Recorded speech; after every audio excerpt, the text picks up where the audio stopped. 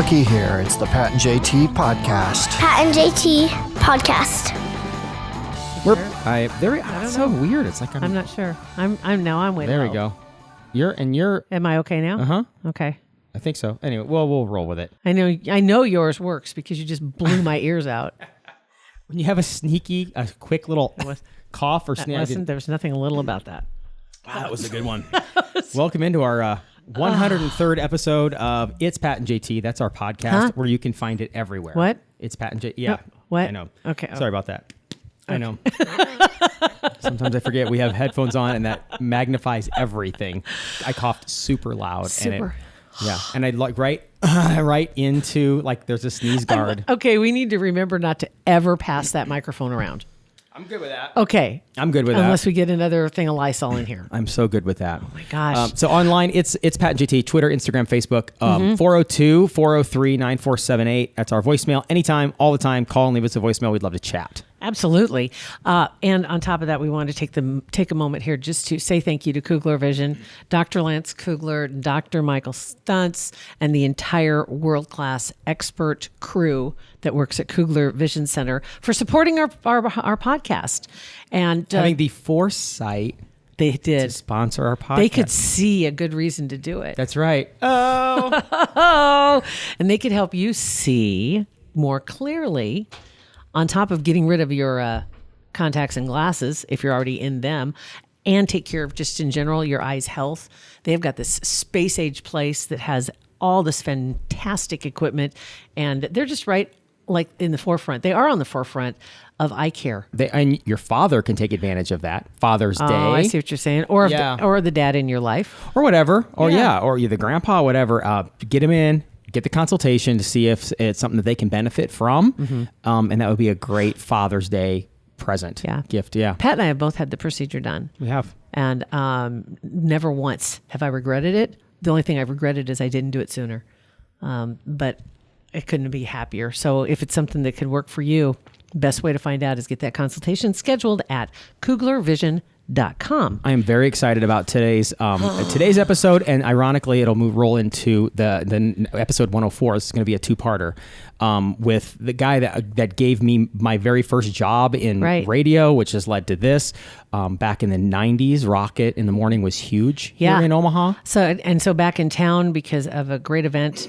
And I'm so glad that we got to be a part of this whole deal. And this is the first time I've ever met you. Well, it was it's customary when you meet Rockett Man to give him a hug, and you did, and that's great. I did good. We had to back in the day. We had hug time. We had lap time. Lap time. Yeah. Oh, that's awesome. Just another Monday meeting on the Rockett in the Morning Show. Sorry, I missed it. Lap time. Yes. Yeah, I've heard the stories about Pat's first days. Your very first days, you said your parents were really proud. Your very first day. Yeah, very first day was a topless newscast we did. I say we. You did. I mean, and I couldn't have latched onto that fast enough. I'm like, yeah, we're working with boobs, and it's awesome. Yeah, my mom, super proud. You know, Hadn't even got your first check. let's go back. Did you get checks? Not for the first 3 months. Okay, I didn't. good. Except from you one day when you gave me a check because I woke you up on a Saturday morning at 2:30 thinking I overslept, screaming in your answering machine. Oh my God! Oh my God, Rockett! My mom's crying, dogs are barking, and it's Saturday, and you're like, ball boy, it's Saturday. And that night you gave me like a $250 check. I did? Yeah. I still have the check at home. I did cash it. I have a canceled check. Let's not get crazy. So let's go back. Okay. See, I didn't realize that the way you and I fell into each other, metaphorically, was through Kevin Burrell. I had forgotten that little bit.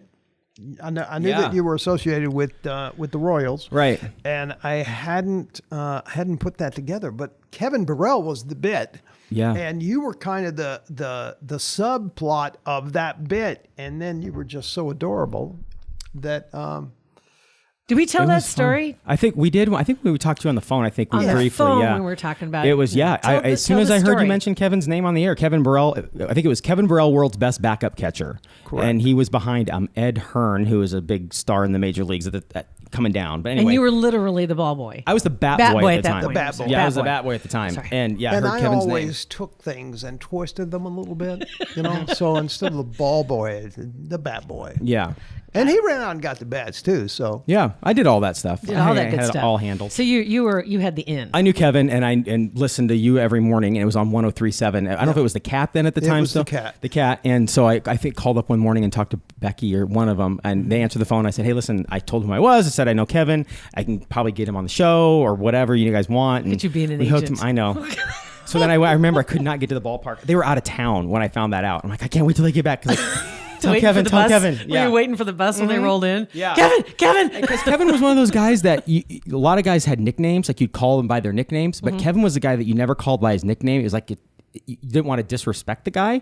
He was a mountain. Like he was a super nice guy. Anyway, so he ended up coming in, and I remember that morning bringing him in and just seeing what you guys did on your show, and I was just blown away. Couldn't believe it. What was his nickname? Well, they called him Burley, and then they called him. I think a naughty word, but I don't remember what it was. Gotcha. Naughty word. That's cute. Yeah. The ball boy. So yeah, then and I remember calling you all the time, leaving you messages all the time, and you called me back, and it was like the weekend before I graduated high school, and you're like, if you just stop calling me, and you can be an intern for the summer. So I'm like, I'm in, I did it. Okay. I warmed down. So And that was it.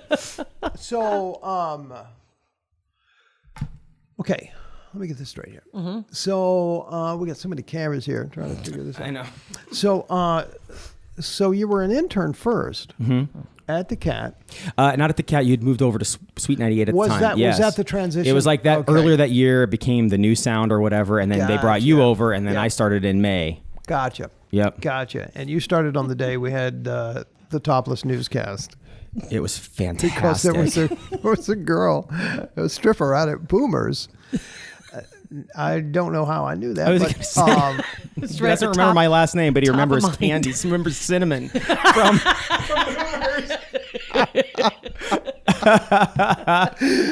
And I don't know. I just got the idea to do that. And and I remember at the last minute, I kind of chickened off a little bit, chickened out a little bit, because we had those showcase studios there at 10th and Farnham, right? And so people could look in, and was it Ken Benson? Yeah, it was Ken Benson. Ken Benson, the boss man. Yeah. Yeah. And he said, look, great idea. He said, just put some newspaper up on the thing, on the windows, so people driving by can't see that. And I'm going, well, that's kind of a point, isn't it? Right. Yeah, you want people rubbernecking to see this thing. Yeah. And then as it turned out to be a more brilliant idea because it sold the idea more. Yeah. Because the old theater of the mind, Yeah. people were going, oh, man. It must be really good because they put papers up. Right. Exactly. Yes. And she was horrible. But I don't remember that. I don't remember that part. Talent didn't register. No, or I don't what? remember that part. Okay. it was great. That because I remember that, and then you at the time there was something like pop culture wise, it was women wearing tennis shoes to work.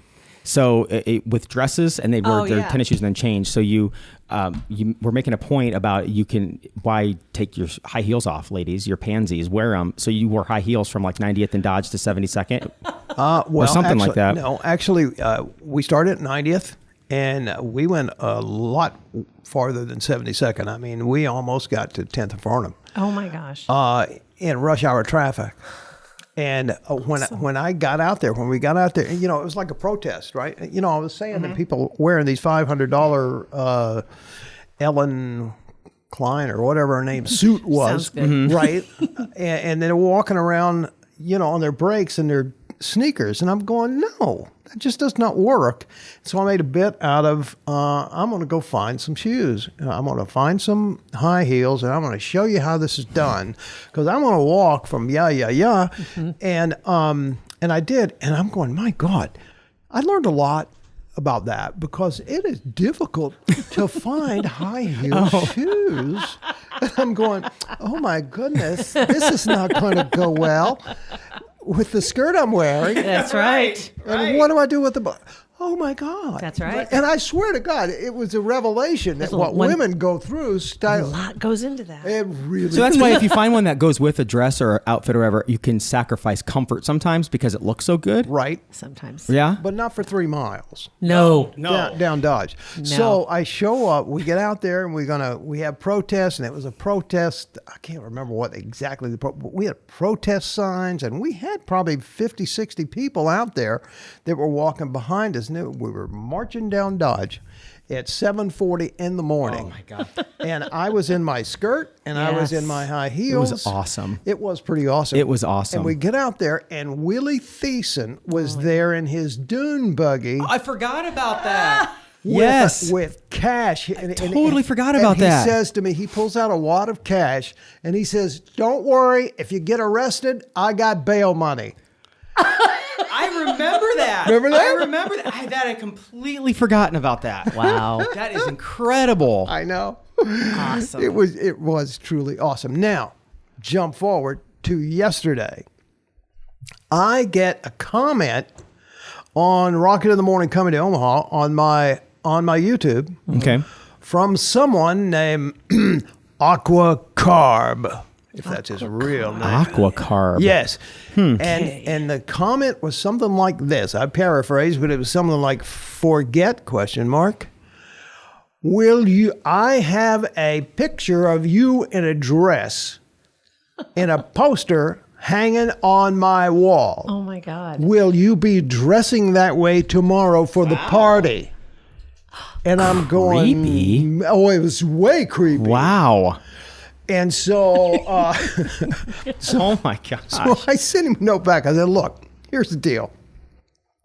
I would really like to have that if that was I said, I know you're super creepy, but I really want that poster. I'm really glad you have that. I'm really glad you I have said, I that. would love to have that. And it's a skirt, not a dress.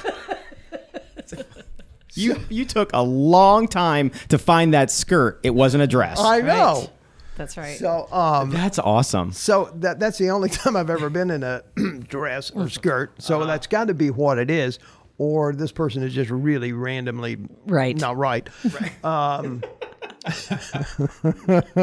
I hope they come. I hope Well, they come I do out. too. And so I said, Right? is there anything we can do so that we can negotiate a copy or whatever? So Oh, I would. In this day and age, there's no reason not to. Take Right. a picture of a picture and share it. Right. It's, Right. yeah, it's easy Right. to do. Exactly. That'd be too easy. Well, hopefully they do show up. And that's as this is. It was yet because we're tonight actually in real life. It's so hard because this is going to be Saturday. So yesterday, Don't overthink it. well, we hope he came yesterday with the picture. So yeah, there's no sense in even teasing. No. So this Don't even podcast that we're listening, The that we're whole- doing in its right entirety. now, in its entirety, will be Saturday. Saturday. Yes. Oh, okay. So we're gonna do some stuff on Facebook and stuff today in So real life. it's- Yesterday there's really on this no podcast. reason to promote tonight's event because God, it was a great event. Although wasn't this- it? it was awesome. Although this will part of this be on Facebook? Potentially, we don't know if the tech works out. I gotta ask my tech guy. So if it's Friday the 31st, come out tonight. yeah. So if it's Right. not, If you it's missed it. Saturday, you missed it. Yeah. Right. So we'll see. See, we have HR, tech. We have. I mean, it's all right here in this room, so we have Right. nobody to bitch at or call. I got you. And Yeah. nobody else to blame. Now I saw on one of your podcasts that there was a Heidi. Heidi, yes. She's awesome. What does Heidi do? Heidi is hilarious. Heidi does so many different things. When we first met her, she was a blogger. Now she's working with UNMC, and she's actually doing videos and stuff, telling the stories of some of the patients. Oh, cool. And she really does a good job. But on top of that, she's hilarious. And She likes the spotlight, and she's a she ham. loves the yeah. spotlight. So is she an employee of No. Parkville Media? She's just helping out. No, Yes. yeah. According to the government, there are no employees of Parkville Media. So no, she's not. not an employee. No, not an employee. She just comes in a lot because she's hilarious. She's a contractor. yeah, she's a Basically. 1099, whatever, 1099, yes. 10 something. We'll 1099 that. But she's the one that hooked us up with Hunter, which was one of the stories of his family, and she found him, and then it eventually brought him in. And Hunter's this 20-year-old kid who is just a phenom, and he does a video production company and tells stories for their clients, and does a great job. But he's just super. Kind of like your version of Pat the Ball Boy. There right. you go. Yeah. There you go. Was he just brilliant when you first met him? He was. Yeah, I mean, he was he was absolutely adorable. That's no other word for it. He had hair. Thanks. Yeah, but I'm glad I don't have hair though anymore. I mean, my hair was like, it was like pubic hair on my head. oh It was my God. terrible. I Oh couldn't my comb. Gel wouldn't even stay. It was. You had to remember that. It was awful. I do. So how did that happen? But Mike I doesn't thought have that hair. I know. I thought that was a choice. No, like I got a perm. Like mom took me to Great Clips and got me a perm. No, you did To Sue's, I went to Sue's Hair Attic. Actually, was a place that I go to out in Venice. Yeah, Sue's Hair Attic. Huh? That's awesome. I I wonder if rem- it's still there. It is. Is it really? Yep, That's in her, awesome. it's in it, literally in her attic. Okay. So yeah, it was so much fun doing that. I remember that. It was just a lot of fun. Yeah. And then after I went and started doing nights and did nights with Scott when we worked on the Edge, and I took some of this stuff and like the games that you would create for me to do, like Smell Pat's Finger and all these fun it was like I would go to work and then at night I'd watch Letterman. And it's like it was like this big huge experience for me. It's the same This thing. bubble You and of- Letterman. It's not an Bubble experience. It was of like an creation. experiment. It was kind of an experiment, right? Right. And so I remember going, and as soon as we got our own show, I'm like, okay, we got to do this stuff, this crazy stuff, like Rockett does. Like we had interns, and we would take them out on the street, and we'd throw sausages at them. Like all this is random. It's so stupid, but it's so much fun. And those are the things that I miss. I love throwing Yeah. sausage at people. That was one of my favorite things. Was the Lorena Bobbitt weenie toss. That's Oh, right. my gosh. Remember that? I forgot about that. Ripped yeah. from the headlines. What? Yeah, everything came from the headlines. It had to. Absolutely. So back then, when you would, I'm assuming you wouldn't like pitch ideas to anybody. It's like, we're doing this. But afterwards, after the show was over, would they come down and say, okay, listen, so the weenie toss, maybe? Or did they? I mean, you were doing so good in ratings, they didn't care. They couldn't say anything to me. right. Because of that. I mean, I had when I got there. Well, let me tell you a story. I was at the Cat, and I was. Let me go back and tell you that. Can I? Tell Sure, you the story? Yes. please go right ahead. Okay, I'm in California, and the head of casting at Universal Television told me that I would never have my own TV series because he didn't think I was pretty enough. Okay? Okay. Pissed me off. Yeah, I bet. I said, I know 3 people that would disagree with you. Just off the top of my head. I'm not even really thinking. One of them is not a family member. Exactly. So at the time I was teaching at UCLA. I was in the theater department. Okay. Okay. So I said, well, screw this. I'm just going to be a film director because I was able to go through the film school there without having to go through the film school because I was teaching there. So, so I did. And I did a little film, and it got me a job at one of the top casting companies in L.A., Sheila Manning Casting, a commercial casting company. And I'm the guy who shot, there were 4 of us actually, I'm the guy who shot the auditions and directed the auditions Got it. for people. Wow. Oh, okay. Now, the directors for these people were like Ridley Scott, ever heard that name? Yeah. Yeah, a little bit. Joe Pitka. Yeah. David Lynch. Huge names. Right. And you're Everybody. also doing the shoots with people up and comers. Well, here was I'm sure that you've seen more than a few. Well, we do know that for a fact. You've seen more than a few. It was on my, one day it was Sharon Stone, Renee Russo, Rita Wilson, Courtney Cox. That's just a day That's Yeah. that's that incredible. would come in an interview, Yeah, And- that's incredible. And so, anyway, Adrian Lyne, this British guy, he's the guy who won the Academy Award for Fatal Attraction. Okay? Okay. And so I was assigned to him for a project, and I would do the original cast, not the casting, the auditions, and then he would come in for the callbacks, and I would work with him there. And so by that time I had started my photography business, and he said, "This is great stuff. You should be directing." And I said, "I know. Give me a job." He said, "Well, I can't give you a job if you don't have a reel." Here's what I suggest. Go back to where you're from. You're good enough just to go somewhere small and start shooting commercials, get a reel, and come back, and you can be the junior director in my production company, because I turned down $15,000 gigs all the time. And I got nobody to funnel it to. Right. That's crazy. I'm going around the world making movies, right? Yeah. So that day, a fellow that I know, do you happen to know Marshall McGee? Name doesn't sound familiar. Okay. Anyway, he was a radio guy that I'd worked with in Jackson, Mississippi, way before all the TV stuff. Okay. And they had, the Clarion Ledger in Jackson, Mississippi had run a story on me about me being on Days of Our Lives 6 or 7 months prior to that. So he just calls me up to razz me about that, right? Because we hadn't talked. And he says, I just picked up a new radio station. Why don't you come back and do the mornings for me? And I went, interesting. I said, there's somebody at the door. Let me call you back. So the same day that you had this conversation? The very same day. The very same day? The very same day, that afternoon. And so I got to thinking about it. And then the next day I called him back and I said, look, this is going to be weird, but were you serious about the station? And he went, yeah, I just took over the station. And I said, this is going to be weird. I'll come back and do it for you. I don't care what you pay me. Just give me $35,000 so that I can shoot your TV commercials on film. And Sounds like a heck of a deal he on said, his end. He said, Right. He said, what? And I said, and I explained it to him and blah, blah, blah. And he said, well, how long are you going to stay? And I said, I promise I'll give you a year. They fired me before a year was over. But It was on the table. but they went from worst to first in the market. So I did those commercials, and then I got some commercials for the to shoot for the local mall there. What is it? North Park Mall in Jackson, Mississippi. So then I got offered. So I had a reel.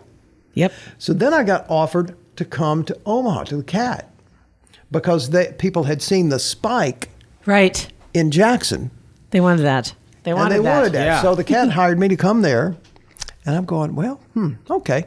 So I gave them the same deal. I said, I don't care what you do, but I got to shoot your TV commercial. Got the same deal and pay me $30,000. Okay, here's where it gets interesting. I'm at the Cat for how long? 6 months? Yeah, maybe. The manager of Sweet 98, we're not going to do names here because that's not the point. He comes to me and meets me and says, so we like what you're doing. It seems like, from our research, people are rabid about you, but you just don't have very many listeners, cumulative. What we have on in the mornings, people aren't rabid about it at all, and we have all these listeners. And so we think it's a good marriage. What would it take for you to come? I said, I'm going back to Los Angeles because I want to direct. And he said, well, but if you weren't, what would it take? And I said, well, you have to double my salary. And he said, that's no problem. I should have said triple. Damn it. Right when they, like, Said yes way too fast. God dang it. So, I couldn't turn down 60 grand. right. So go over there, do that.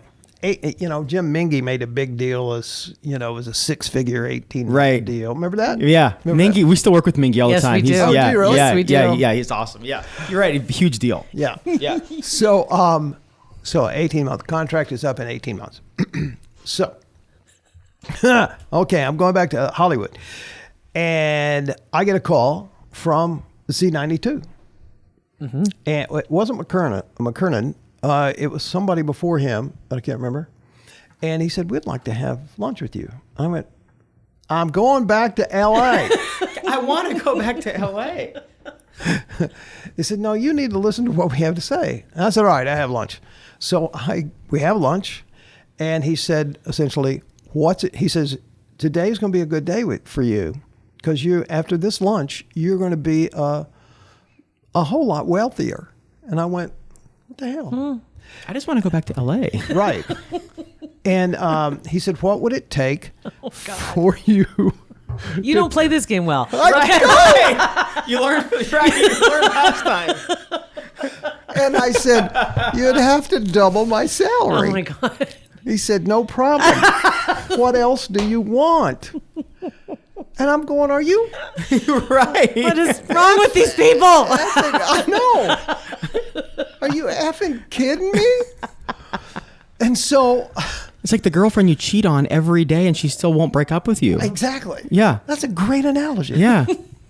So I said, all right, I'm in. I mean, because I couldn't make that kind of money in L.A., even with Adrian Lyne right away, right? Right. So so I go back to the station, and the three dogs, big dogs at the station, were out in the back of the parking lot just smoking.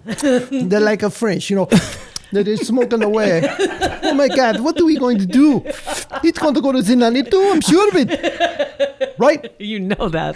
For sure, it's what's going on. And so I walk up, and they had already heard. Sure.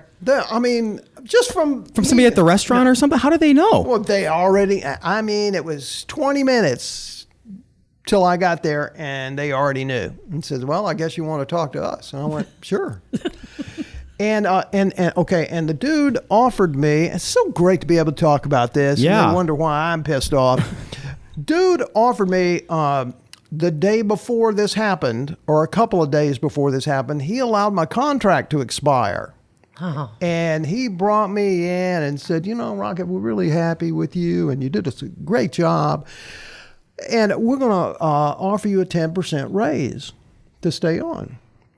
I know, a 10% raise. Okay, I was doing some math real quick, and I'm going, well, okay, let me think about that. Because I know what the spot load was when I took over that show. Yeah. Right. And I knew what it was 18 months later. You're talking about the commercials. Yeah. The commercials that were playing in the value. You knew what was going down. Right. And at that time, after 18 months, sold out and waiting list. Right. Okay. And the prices are jacked. Exactly. Right. So, so we go up. He shuts the door. He has a little button on his thing. Under the desk. Yeah. I remember that button. Shut- The Matt Lauer button. Yeah. Is that what that was? Oh my God. Yeah, because you were about to get effed. No. No. He was. The other way around. Reverse Matt Lauer. He should have given you the button. Right. So he just says, what's it going to take for us to keep you? What have we got to match? Because I had him a contract. They got a chance to match. Sure. And I told him, and he said, okay, no problem. I went, wait a minute. 2 days ago, you told me all you could afford, and to show your appreciation for all I've done for the station, that you give me a 10% raise. And now you're telling me you can give me a 150% raise? Mm-hmm.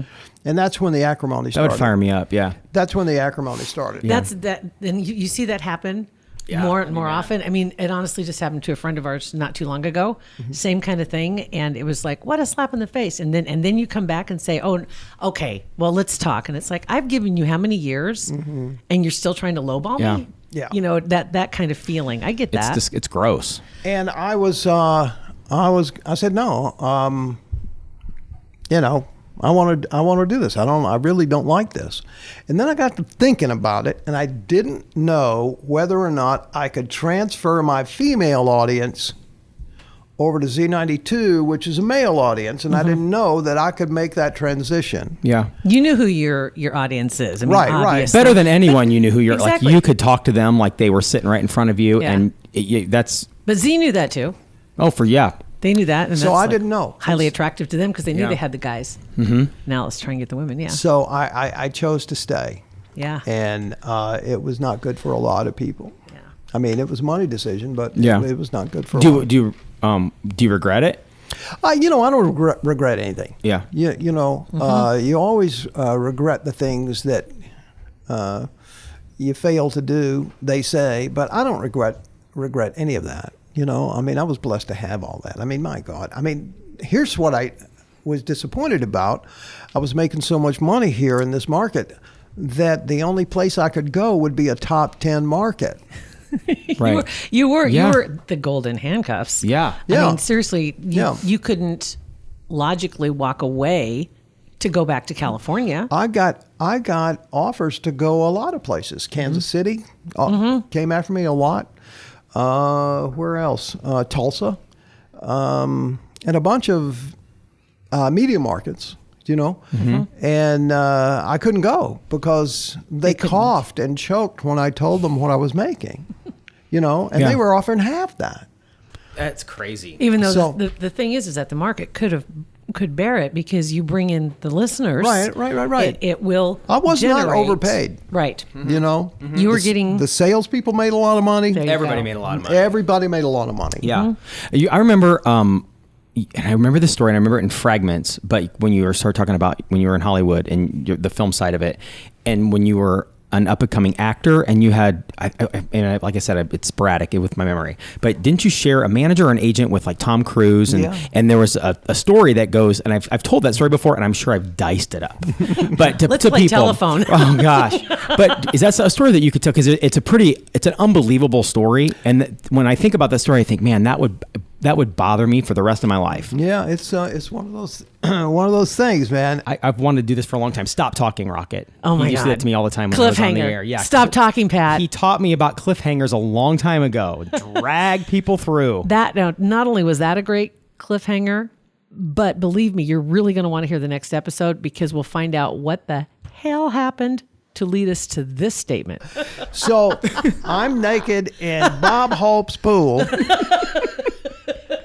literally just getting trash, going, what the hell just happened? And who's going to pay for that Mercedes?